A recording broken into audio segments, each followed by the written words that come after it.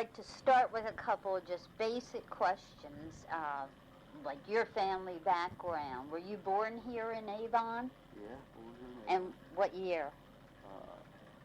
October 10th, 1927. Okay. Were your parents from Avon? All the way back. All the way back. As far as Do you know how the first person got here in your family? No, I've not got that far back. I've got the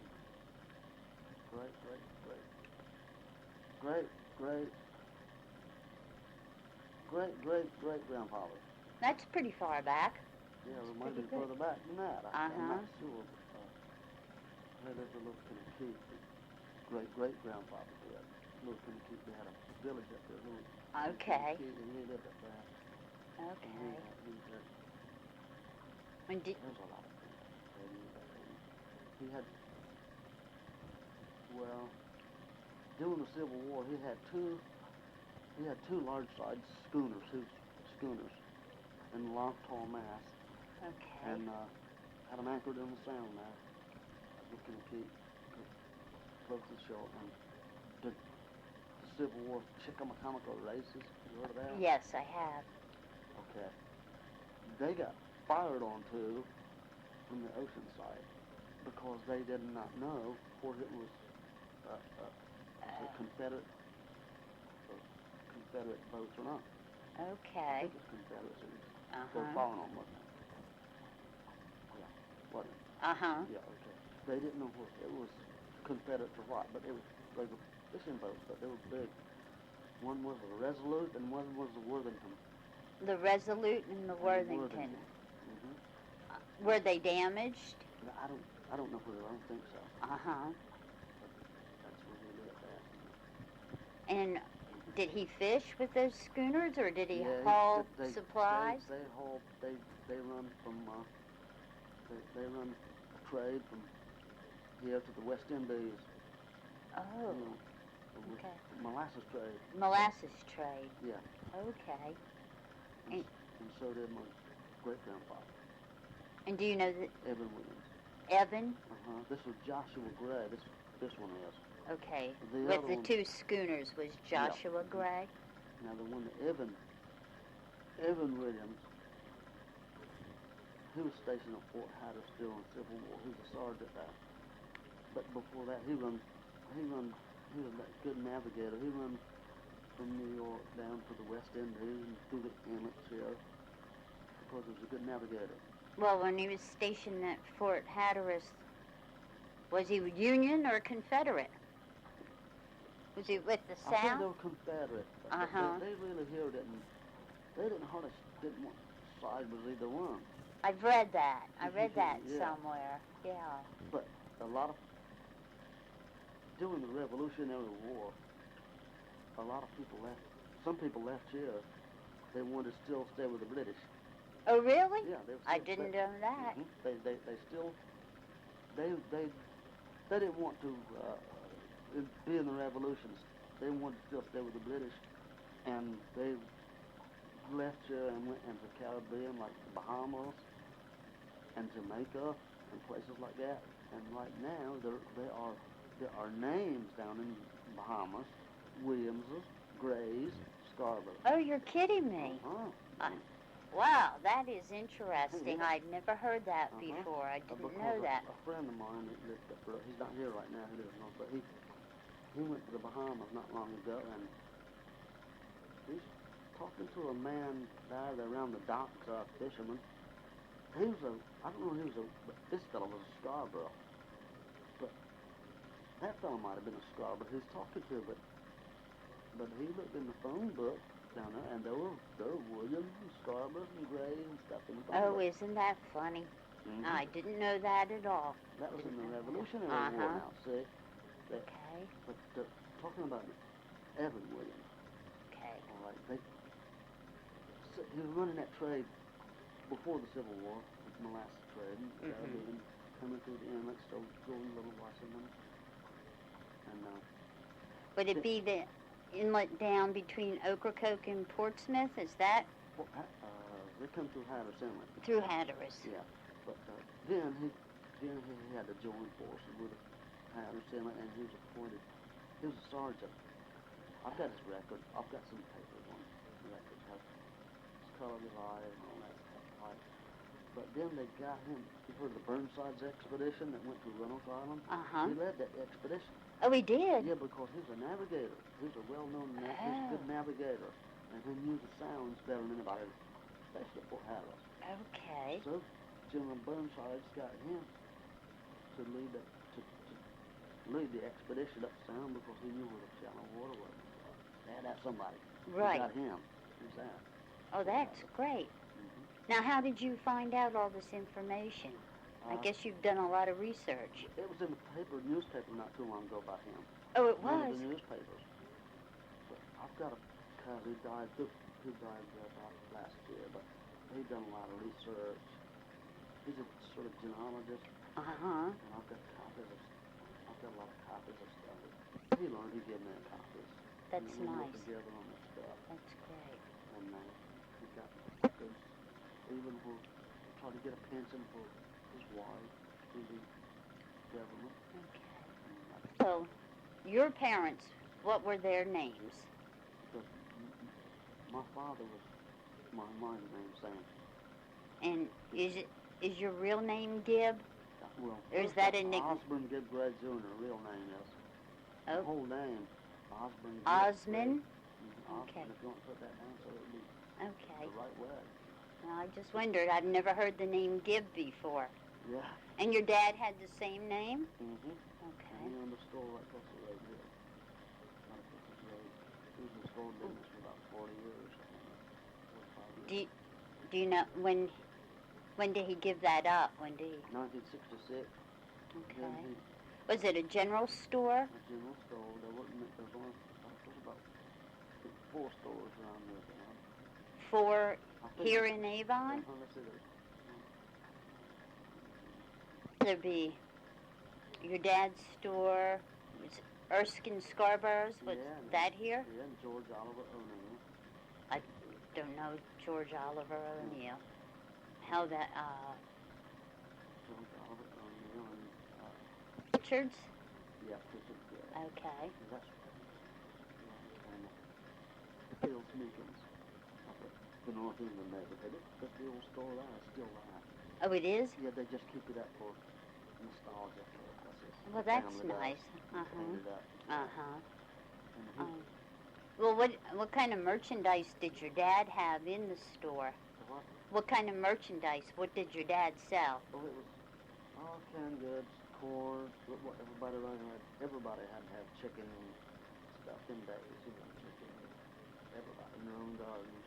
Uh-huh. And that's what he sold, and all the goods for making clothes, Okay, like paint, all general just merchandise. like a department store, only Yeah. smaller. And A it general. was a gathering place at night for people around here. Around an old pot-bellied stove. and Did all- you used to go over there and Yeah, I sat right. That's where I get all my information. Like during World War II. from older people sitting there talking, Mhm. giving? Okay. Yeah. I remember a lot of things back there. I remember when we got well, when the CC camps come down here in the 30s, you know where they were at. You've heard of where they were at. They're southwest of Lighthouse. CC camps. I don't know where were they? Well, the How many were there? Were there a lot of fellows who came down Oh here? yeah, they're from different states. They all got down here to CC camps. My father knew the man in charge, Mr. Byram. Byram? Byram. He's a good friend of my father's. Like he's a retired Army. They use Army uniforms and everything. Oh, they did? CC's, yeah, Army Okay. trucks and stuff. But he would take me and my brother down like on Sundays and talk to Mr. Byram about the beach nourishment stuff, the sand fences and stuff. They had to get some idea from somebody down there what to do Right. about the beach. Right. I guess we must have told them about building like sand fences, something that would catch the sand. But me and my brother would go in to the mess hall and mess pool table and stuff they had in there. Now, where was this? Was this down in? Right southwest of the lighthouse, just west between the lighthouse and the old Cape Hatteras Coast Guard Station, about halfway. Okay. Down that, Okay. And your brother is he still alive? yeah, he's a little younger than me. He lives behind me. Is that Harry? Mm-hmm. Yeah. Tanya's dad. Yeah, Tanya's Okay. daddy, yeah. Okay. And your mother, what was her name? Annie. Annie? She was a Williams before she died. Okay. The one I'm talking about, the Williams, that was the navigator for Hatteras. Okay. See, that was her grandfather. Okay. Who'd done that. Okay. And both of your parents were from Avon? Yeah. Uh-huh. And he, during the Depression era,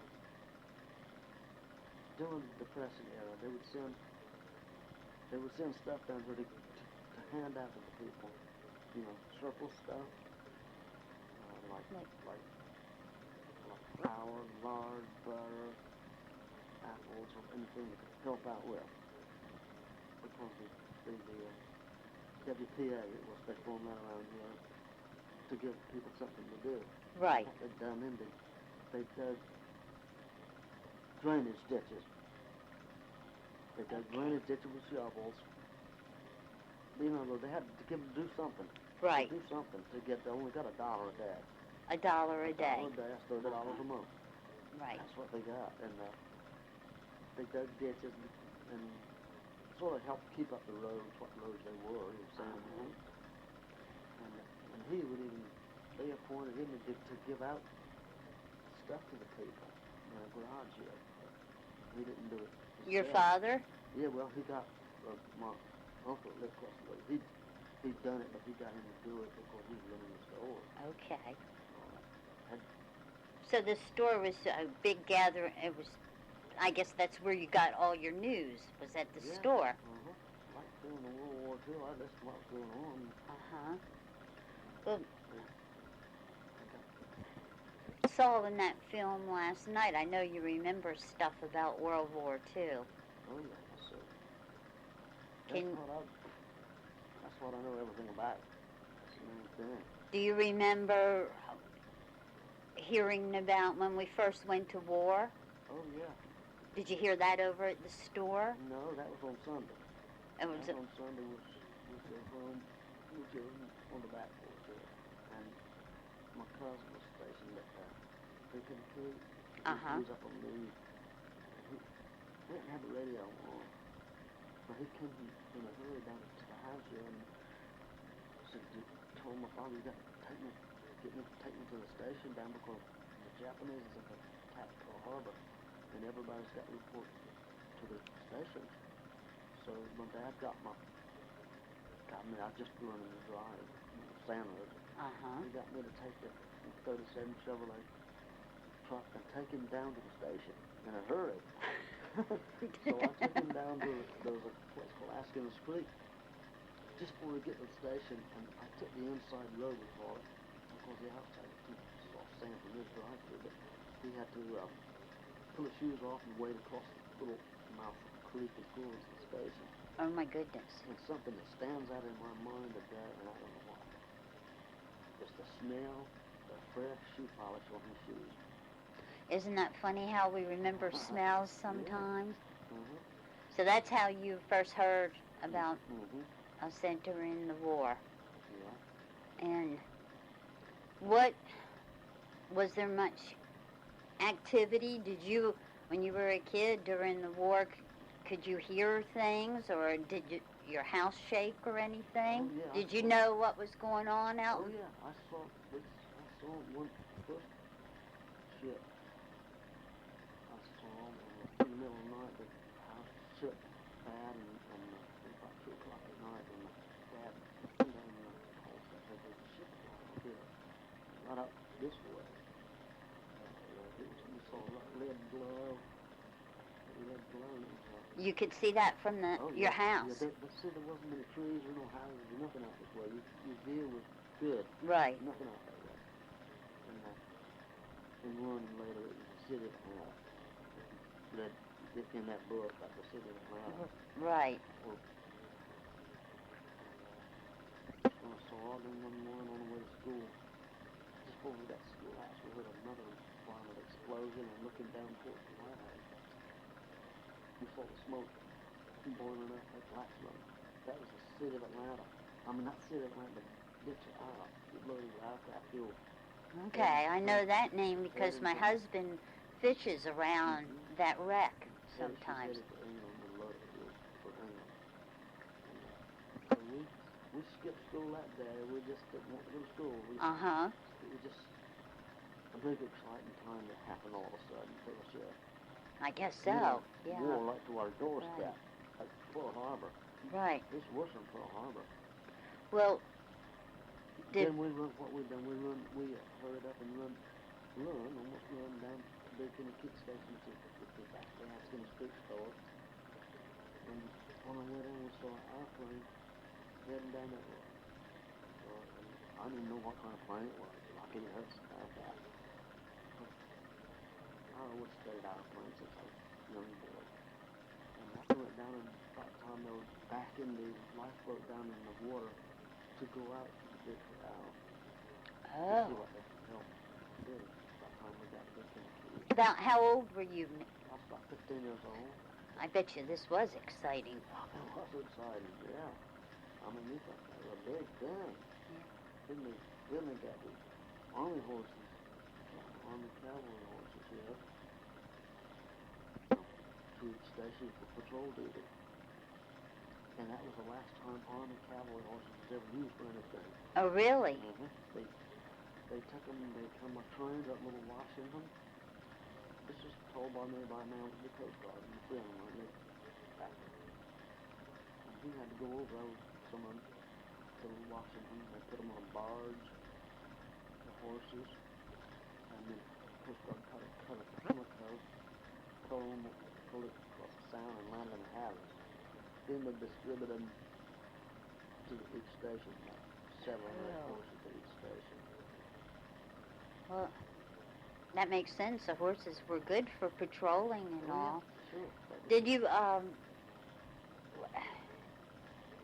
ever see bodies wash up on the beach? I've never seen a body wash up, but we found a lifeboat one morning down there. You did? Mm-hmm. Two more boys.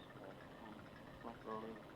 Right early on Saturday morning when we went to school. And the first thing we saw was a lifeboat laying there washed up during the night, and we looked at it and there wasn't nobody in it. So the waterproof tank was under the soft thwarts on the side like that. It had a burn into it. We unscrew it, go down and get rations. So we hurried back in the village to get a hammer and screwdriver. By the time we got back there,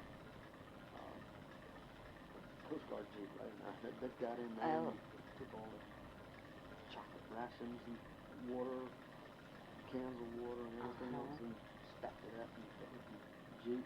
We told them we'd found the thing, but we thought they'd offer us something, but they didn't offer us something. Well, how about... This is in that war zone what I just told you. It's in the second part. Okay. How about... It's in the second part about those cars I'm talking about too. Okay. Was there any other merchandise or goods that you remember washing ashore when all those boats were sunk? No, just those old life rafts. And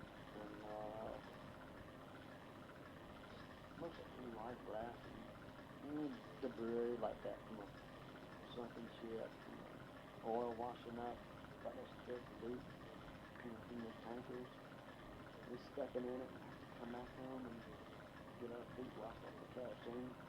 Wash it off with kerosene? To the school, that's In the film that I watched last night, you mentioned there was a dance hall here in Avon? No, that's what I'm telling you about. That's what we'd gather every night. And all the Coast Guard boys in these stations would gather up and dancing with the girls.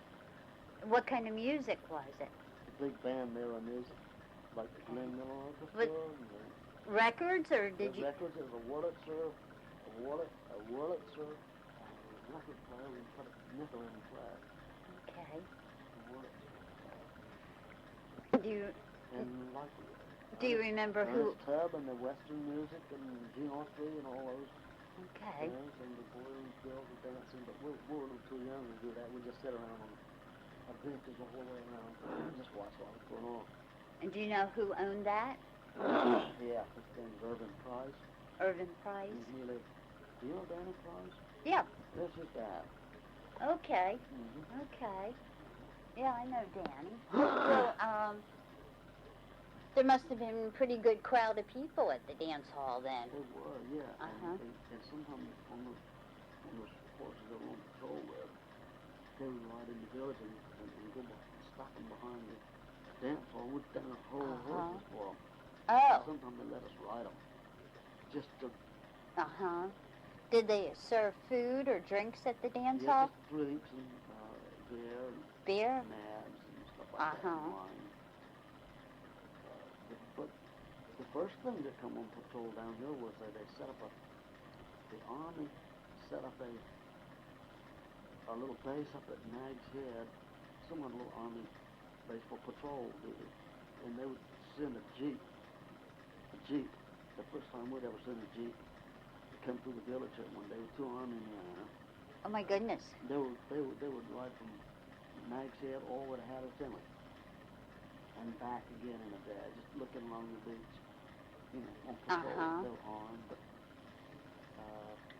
I remember the names of the men now. One of them was named Mayo, one of them was named Schaefer, the driver. Oh my goodness. Yeah. So you got to know them then? Oh yeah, they would take us for a ride on the Jeep. Oh, that must... We had never seen a 4-wheel drive or even a Jeep. But it was crowded with boys, just a million boys that could get on it. And they'd ride us on up through the village, up the hills, and over the hills, and just to give us a ride. Oh, that must have been great fun. It was something Great fun. And nothing else was happening down here. Yeah. Before that, It'd have been quiet. Like a tropical island. Yeah. And And then all of a sudden you were right in the thick of things.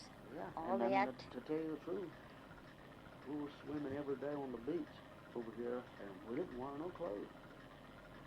I guess you didn't have to. You didn't have to. Weren't nobody at the bottom, weren't nobody to see Yeah. it. And what we'd do would, if we saw rain coming, we'd dig a hole in that dry sand, put our clothes in the sand and cover them up, and the rain wouldn't hurt the clothes. Right. It was wet. And if a car come along, all we had to do was just go in the water. You were plenty protected that way. Mm-hmm. When you were a kid, most of your fun, was it spent outside, doing things outside, like going to the beach? Yeah. It was either over on the beach swimming in the daytime or either in the sound. The ocean was rough, we'd be in the sound. Or both places. We'd go to the beach swimming and probably leave at 10 o'clock in the morning and swim. Was there quite a gang of you? How? Yeah, there's two parts of the village, to tell you the truth. There's people from about halfway down this way. One part was called Cat Ridge and one called Dog Ridge.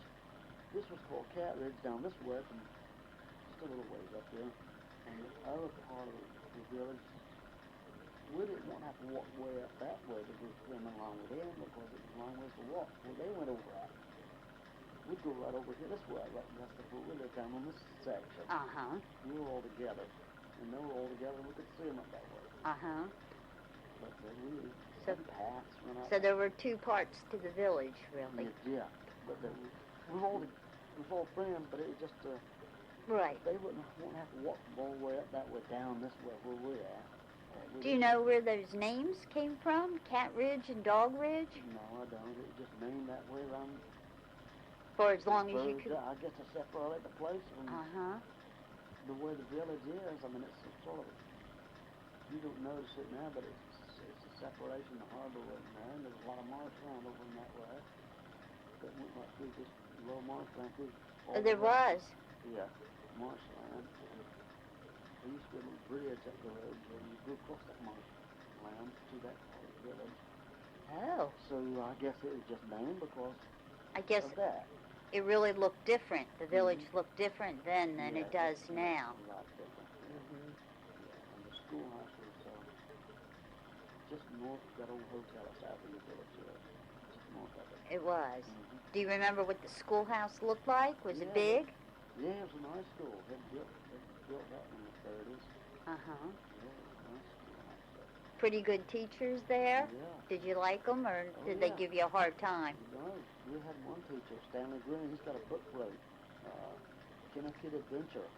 Okay. It's one of the best books I've ever read, and it's a true story about this place. And Really he true. taught. He wrote the Right. book, and he taught school there. When I first started school, he was a teacher then, but I went all the way till when I got in high school, the war broke out. We had a Methodist preacher here, Mr. Autry. Mr. who? Autry. Autry? Autry. He's a preacher. All right. Mr. Green had to go in the service. He was old enough to go in service. Oh. So they sent him to Big Kenny Creek down here in the service. Oh, my goodness. So we get close around. Uh-huh. And got a life. So then they got the Methodist preacher, Mr. Autry. They appointed him as principal of school now. Oh. So, Well, was it divided into grades like schools are now, or? this is the grades, up to Okay. 11th grade. 11th grade. Mm-hmm. Okay. I went through the 11th grade. I graduated. 1945. What did you do after you graduated? Fishing, stuff like that with the lady. That's all there is to do. Uh-huh. It is. Is that what you've done your whole life, fishing? No, in 1967, I went with ferries down here, Oh, and I retired off the ferries. down at Hatteras Inland. Okay. Yeah. Okay. When you were fishing, though, what kind of fishing did you do? Just like the rest. Like pound netting? Did Not you? pound netting, just Okay. set netting, we call Uh-huh. it, and mullet fishing. That was Okay. one of the big things, yeah. And then after that, in 1957, September, I started crabbing. And I was the first one to put a crab pot in the sound here. Oh, you were. Mm-hmm. The first one. People didn't crab before No. then, or? They didn't crab. They didn't know nothing about it. They did years ago. Before that, they'd done some at Hatteras with crab lines, by baiting the lines. Okay. Then that went out of business. They didn't do that. And then, with mullet fishermen, man, we found out that they had got such a thing as a crab pot at one two. That was invented in Maryland. Okay. Crab pot, as it is now. Okay. She said, all right, there's 2 men.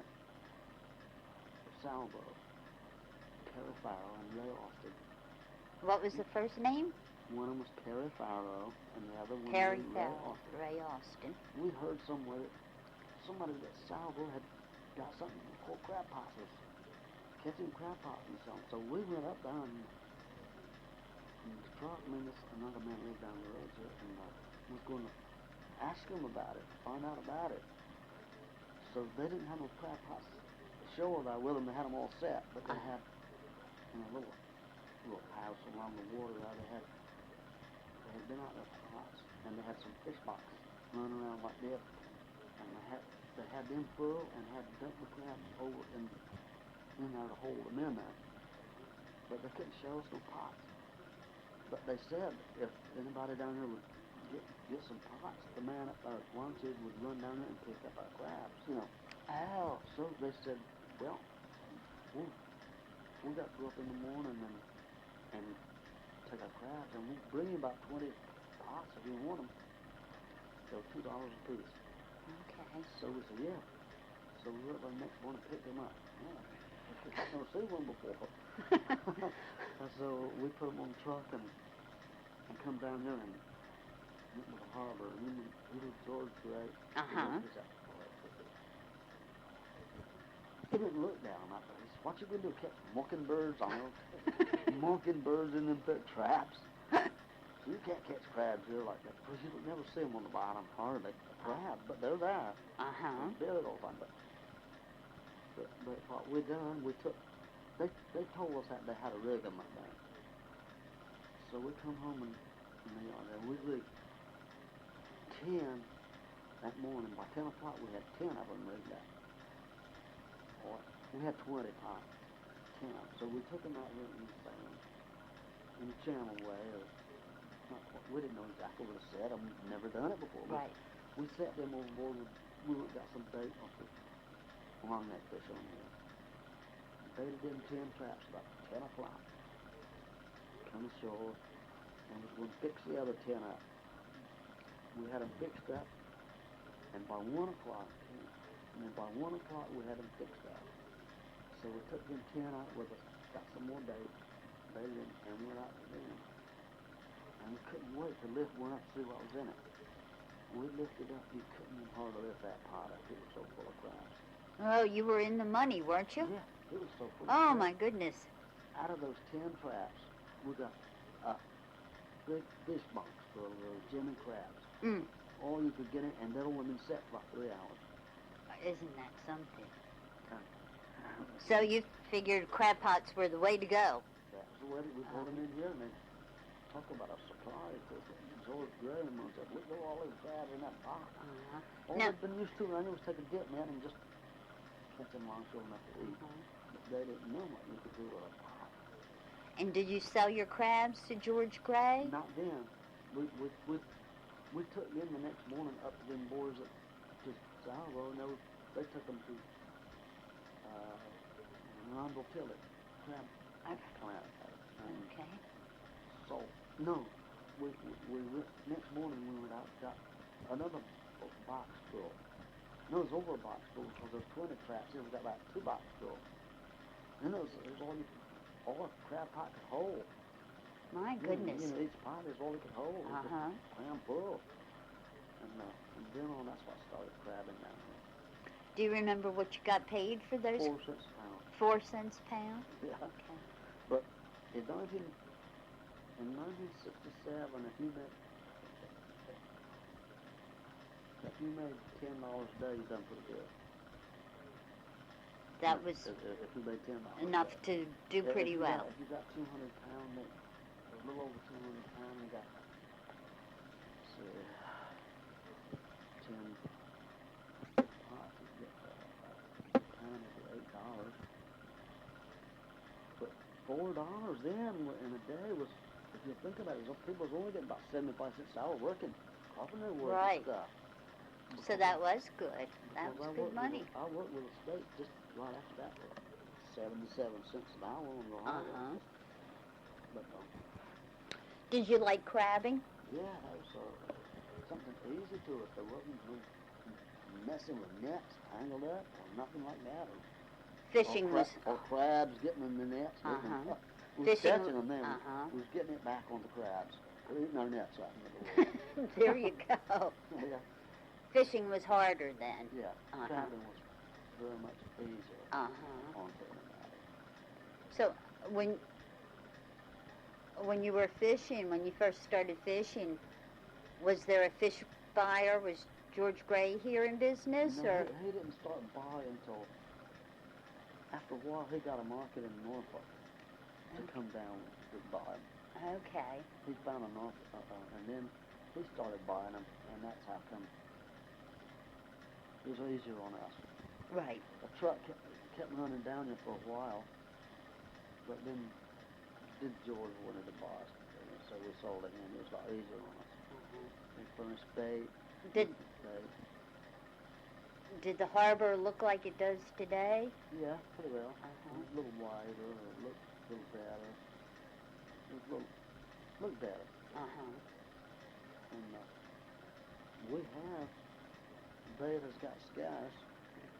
We have got bait all the way from Argentina, believe it or not. From Argentina? Good grief. What kind of bait? It was a big bluefish frozen.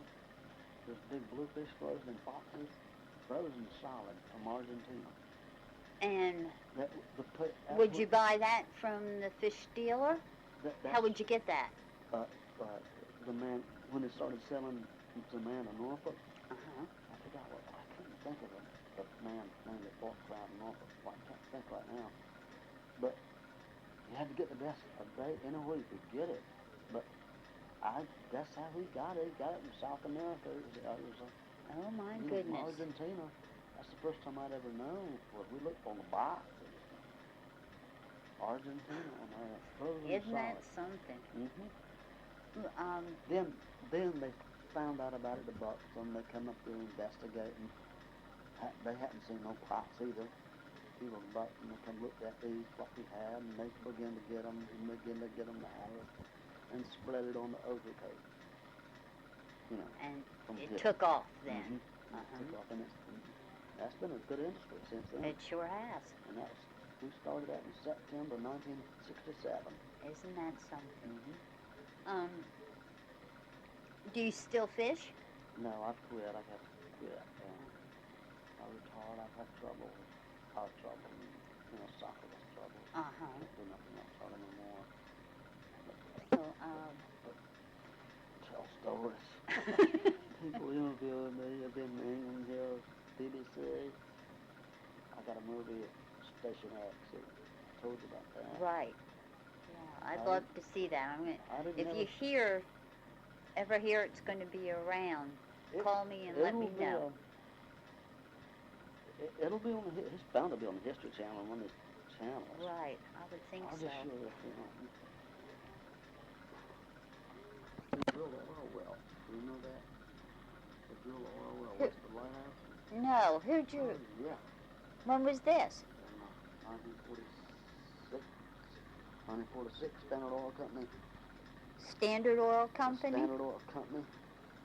Come down here and let me get some shade. Okay. What do you want to do about it? Okay. Come out down here. Oh my They goodness. had a paper label on it. And the dad run the store. Well, he didn't have this, but a man across the road was carrying a little house out there, and he built this house. Uh-huh. Told me to run over there one day. There's some varnish in it. In a bottle to get it and put some on one of the cigarettes. And I went over and got it, and that's what this was. It was one of those old bottles with this paper label on it. Isn't that something? Isn't that something? That's great. That's a real keepsake. Yeah, well, anyway, in 1946, Standard Oil Company, Esso, Okay. they come down here with their whole legs, a seismograph unit from the Standard Oil Company, up and down the beach. They put explosives on the ground, and they had a seismograph machine would register on it the surface underneath the ground, how it was, like the rock formation, where it run up in hilly areas or like that, and they weren't drilling the hilly area. Oh. So then they decided to drill the well. It was halfway between the lighthouse where it was and the old Coast Guard station down about halfway. Okay. Big derricks. There was an SS Standard Oil Company, and I went down on one Sunday to look, me and some boys from here, to watch them drill a while, and big outfit it was. And once in a while they'll go down after a core sample with a bore in the suit, and the drills are this big, Then they go down with a core sampling machine, how far down there, and take a sampling, and lay it out in a wooden trough, about long as in my hand, lay it out like that big, see? Oh. Lay it out and look down it.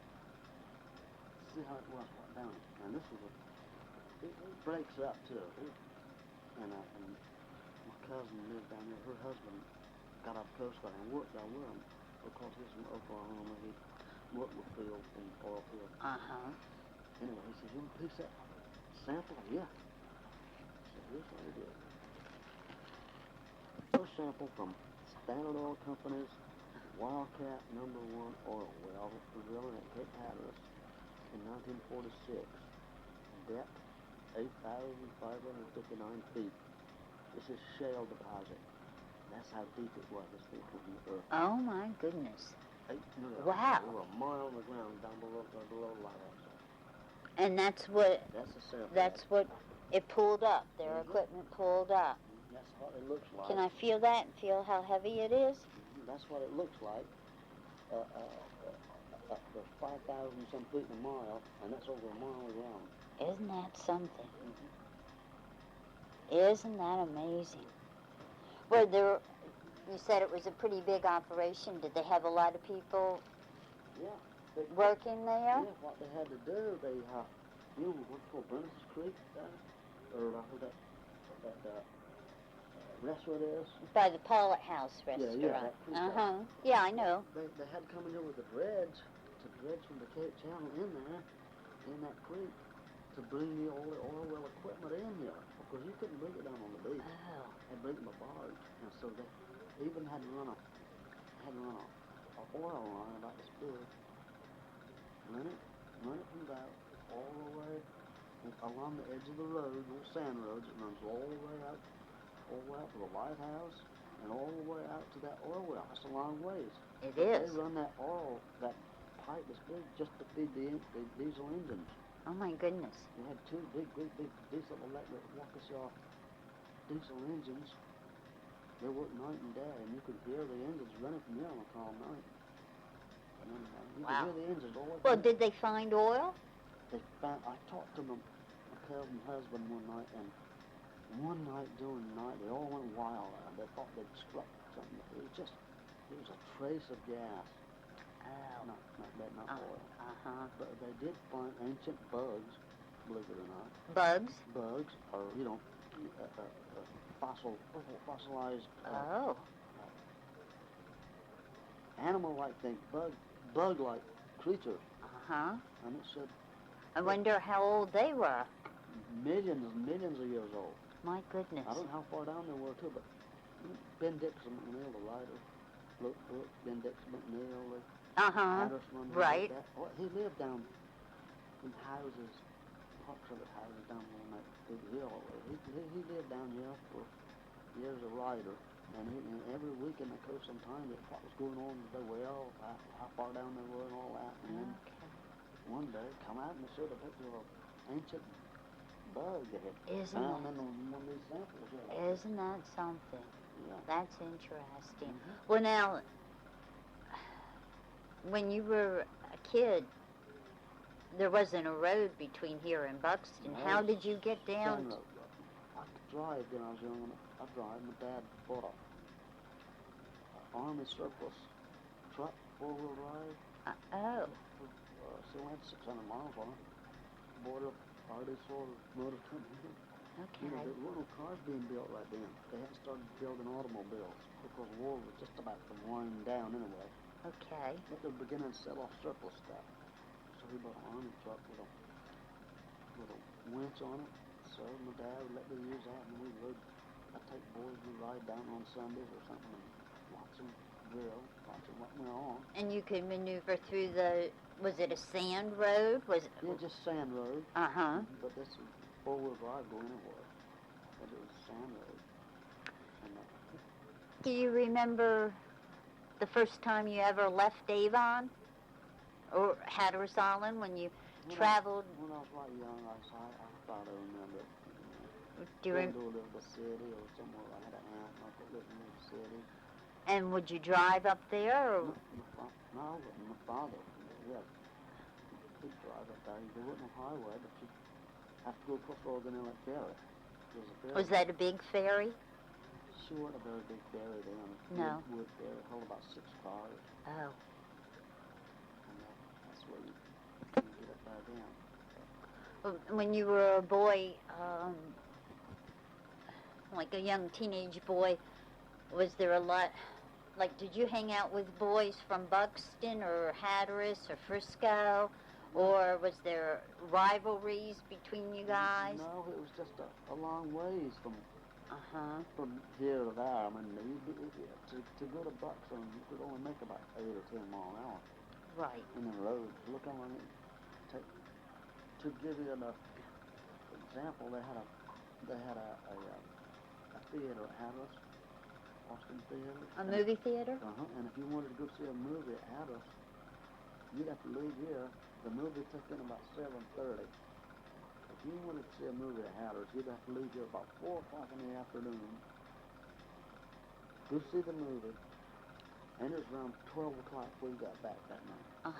Just to go see a movie. See that soft sand. That was a long trip then. No, gosh, you could go from New York in about how many hours? But it was just a struggle, you know. Before 4-wheel drive come, you had to just two wheels. You'd have to get stuck and sand and push it out. It was just a mess getting out there. Put boards under the wheels. That does sound like it would be quite a trip. Yeah, Quite a it trip. was.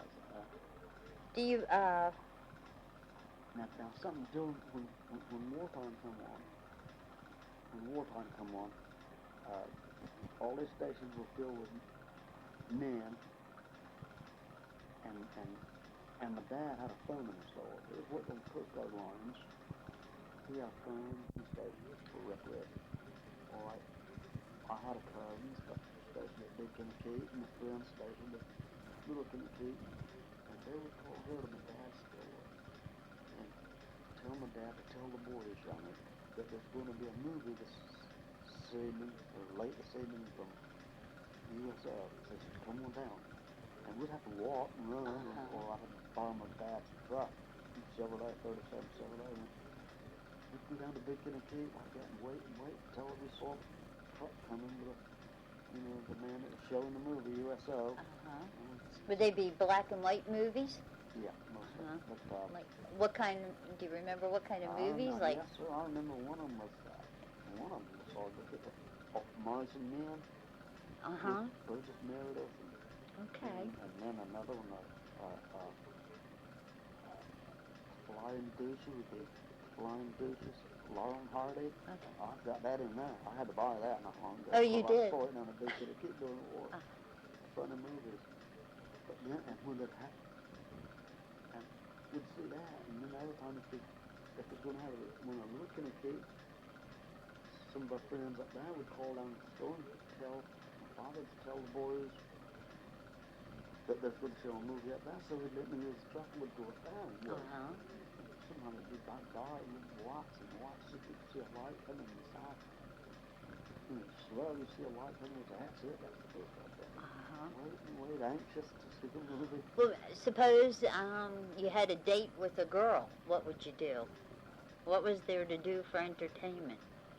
Oh, the entertainment was that this dance hall. The dance hall. That's the only entertainment we had around. And based in like baseball, people from boys from Buxton would come up here and play ball.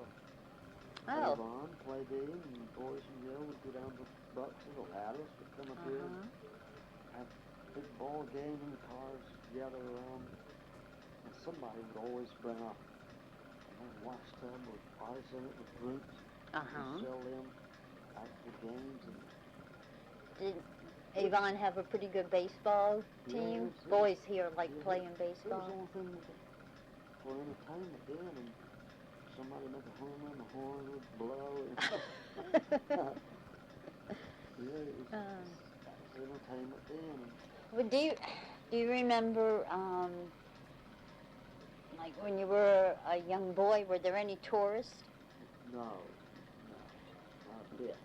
You never, until the war started, you never saw any strangers come into town here. No, the only strangers would be salesmen. Salesmen. Salesmen like from Liberty City to go to the stores and take orders for boots, paints, and different things like that. And then we had a freight boat that ran in here. You remember the name of that? Freight boat. She was a big size boat that was in the harbor here. But she got to stay anchored here in the channel way. Well, then how would they get stuff off the boat? Well, then they take a smaller boat and would have them run out to that boat and put the stuff in there and come on and deliver to each store. Okay. Now, let me tell you a funny thing happened. In the mail, they had the mail boat. It was run by a boat from Matty over here, Lynette and here, and Hatteras, and Buxton mail boat. It would stop at each village? Stop at each village, but they would have to anchor in the channel way, and somebody was appointed here. He had like a horse and cart. He'd take his skip and go out to it and take the mail bag ashore. The post office was down close to the water down here. Oh, it was? Yeah, down the shore here. The post office deliver mail. And that's where the freight boat, the somebody would deliver it around to the store. Ready. But speaking about the mailboat, something happened. But I'm gonna get that thing down. But this is funny. There's a doctor around there, old quack doctor. He really don't know him, but he's a morphine addict. Oh my goodness. But this is funny. I got to tell you this. Boys and girls would go down the shore, down the hill and shout along and wait and see who was coming on the mailboat. Sometimes strangers would come in, somebody who wouldn't know who was it, either the year or somewhere. Oh, the mailboat. Just wait for the mailboat, something to do. Right. So those gathered out on the hill one day, and that old man, the doctor, Gatlin, really. Gatlin? Gatlin, yeah. You'd see him around the road, it was bad. It was somebody's house. I don't know what he's giving him for medications. I don't know if he knew either.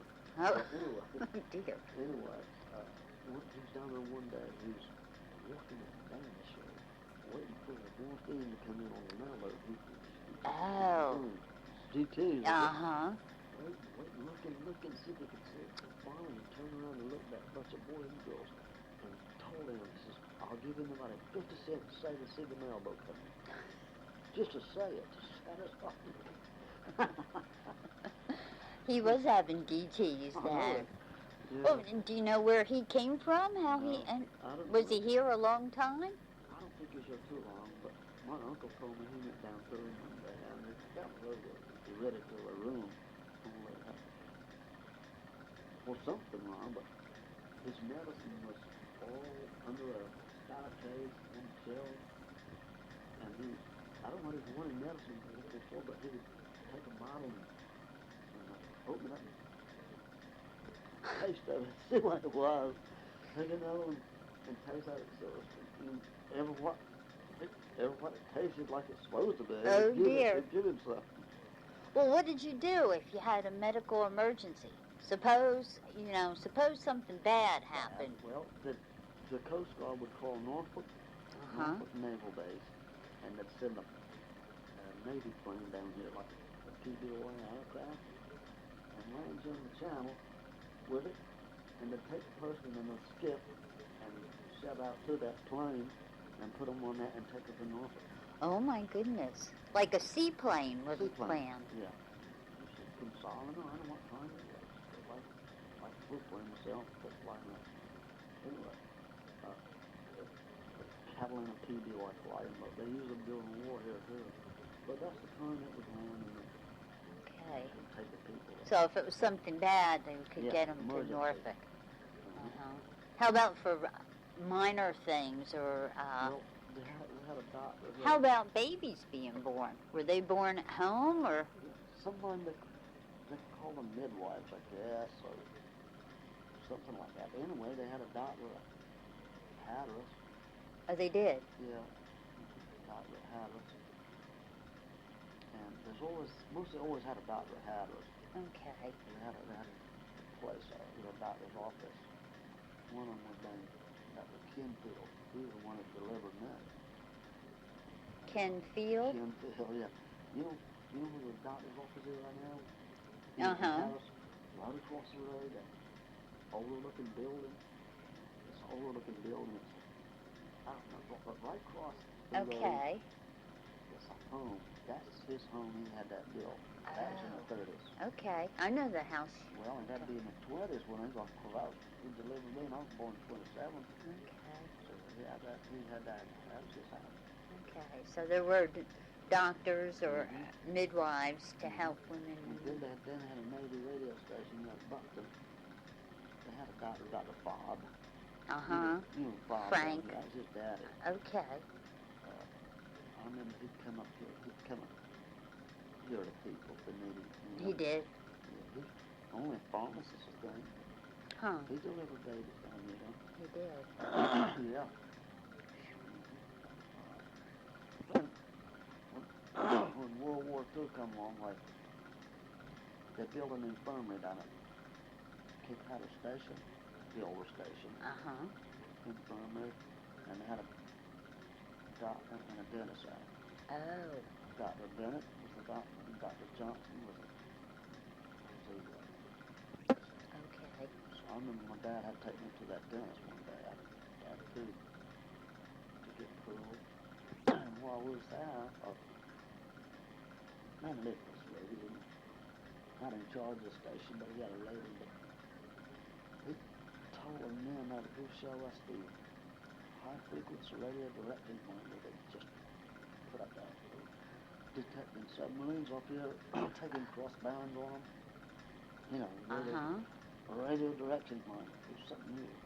But the man took us in there and I looked at that outfit. It was amazing. They had hearing all that humming of radio equipment in there.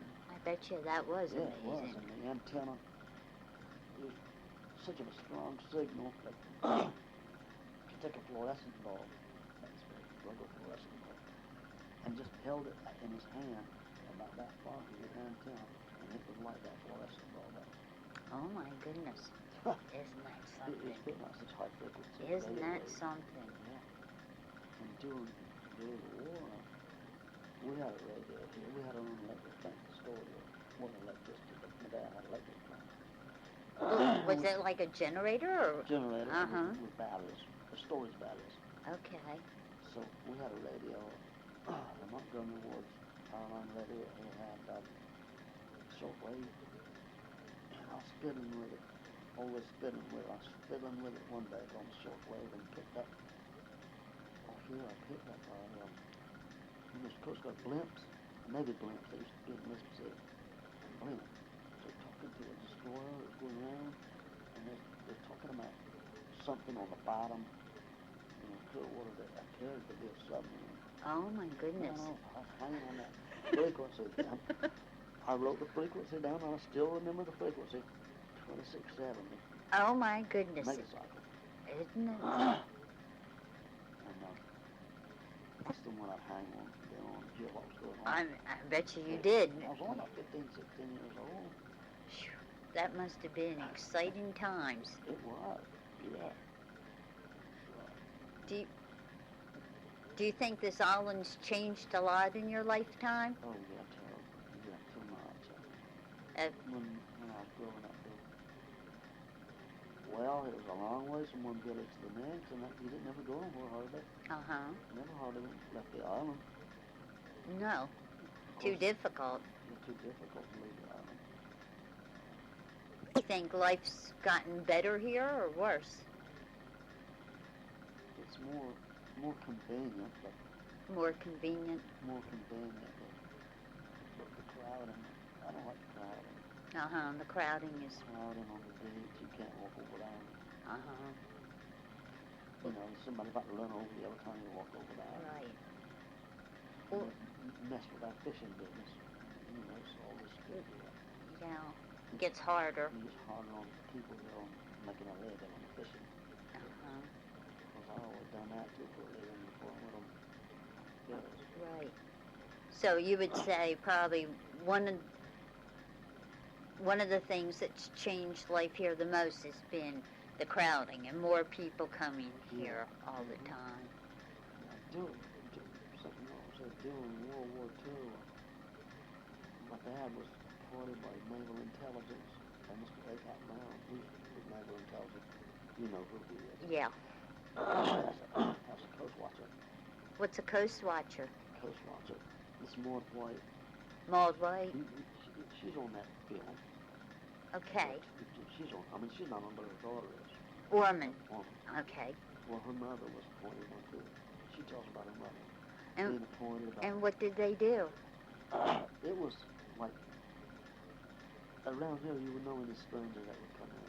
Because you knew everybody. Right. Especially a storekeeper or a postmistress.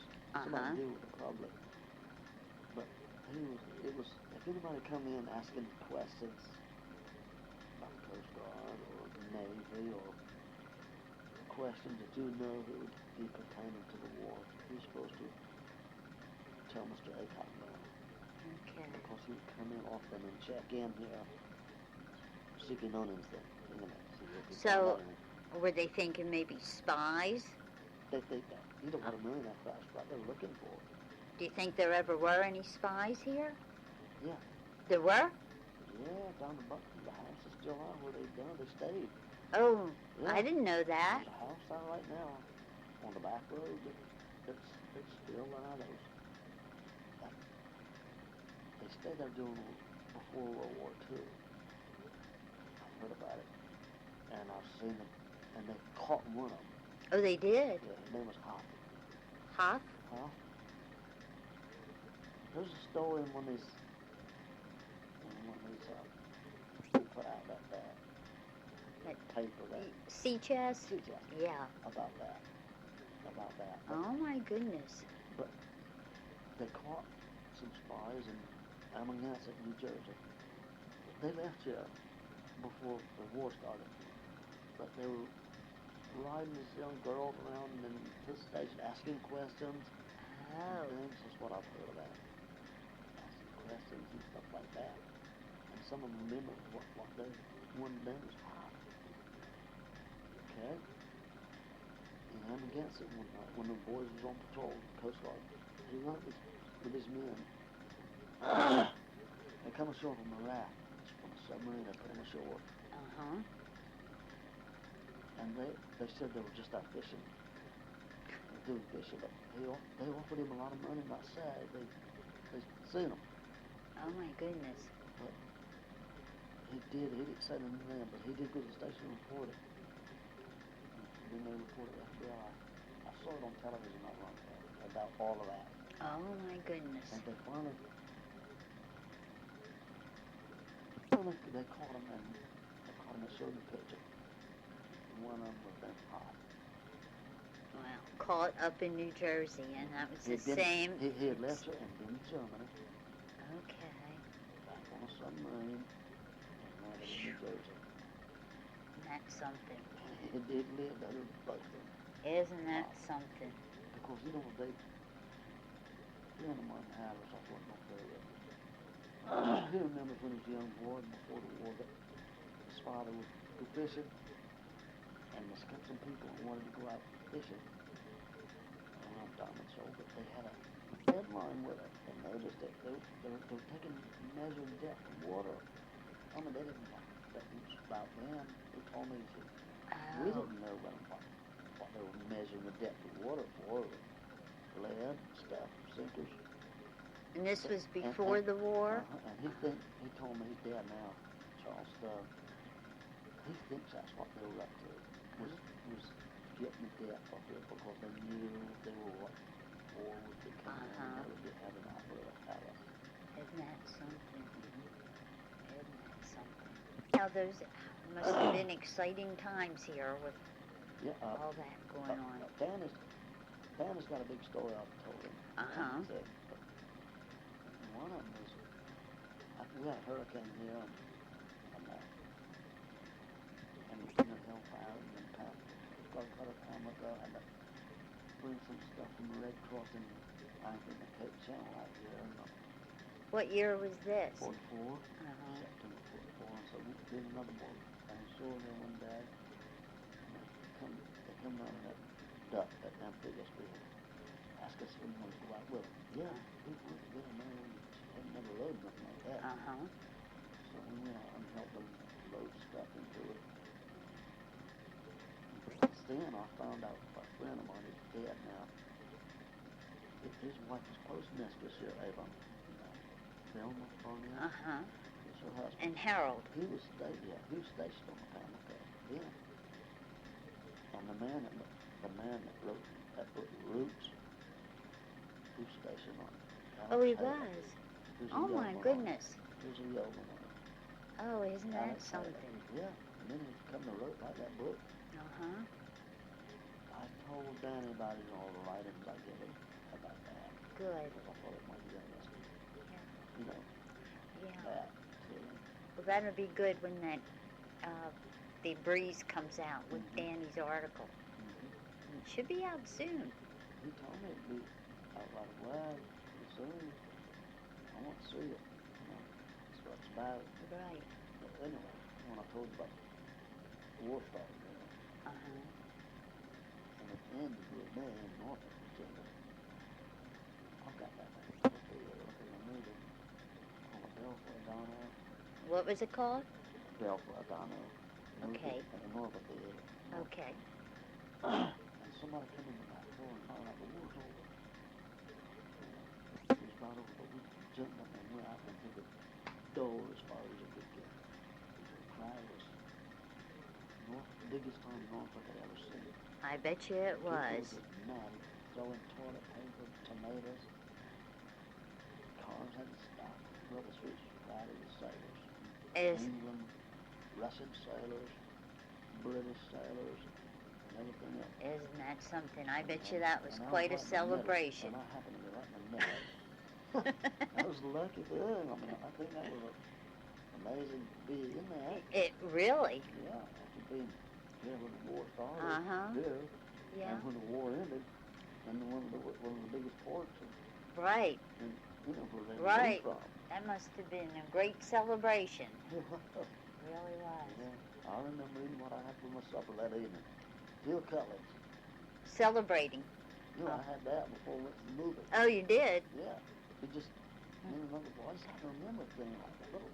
Did you go up there often to Norfolk when you? No, we just, well, getting a little age on us, we wanted to just go on a trip. It was Charles Williams' father. He was on a freight truck in Norfolk every week. Okay. So he bought stuff from my daddy's store. My daddy asked him if we could go up with him on a trip. Yeah. Me and another friend of mine, we went on a trip. That's great. And happened to be there when it ended. That's a good story there. It really is. That's Let me ask you one more question. Your uncle was officer in charge down in Ocracoke. Homer Gray, yeah. Homer Gray. Homer Gray. It tells about in that war zone.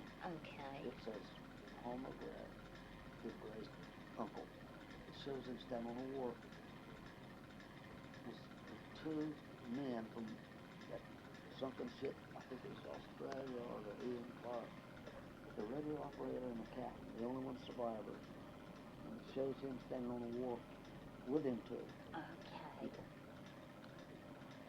And how many bodies washed ashore there in Ocracoke when that? That's the only two, I think. Freddytown and the other Craig. But my uncle, see, I've asked him all a lot about that since he was stationed there. From all time. He moved from here and went to Norfolk after 1944 after God's Coast Guard. Oh. But he's telling me all about it back now.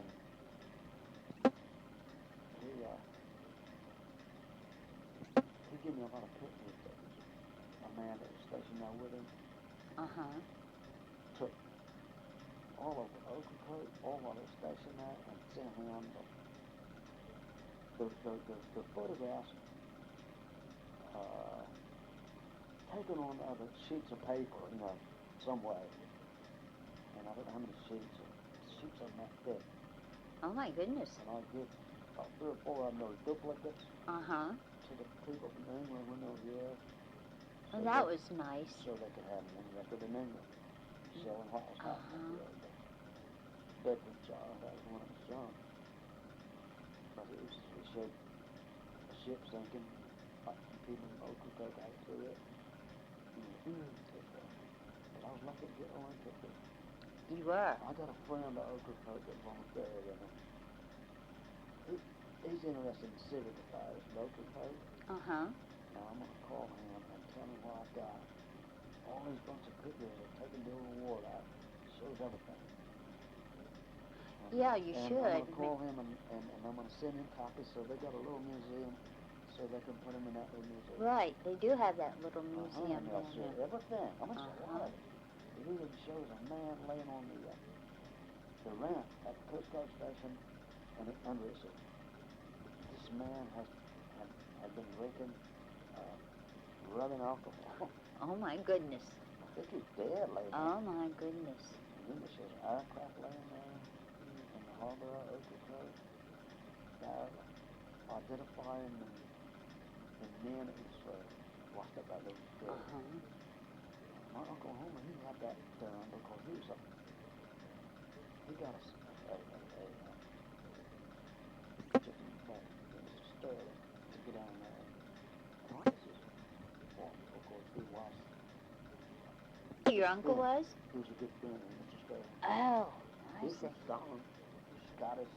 Oh, really? Yeah, he's had a Scottish bird. Uh-huh. But the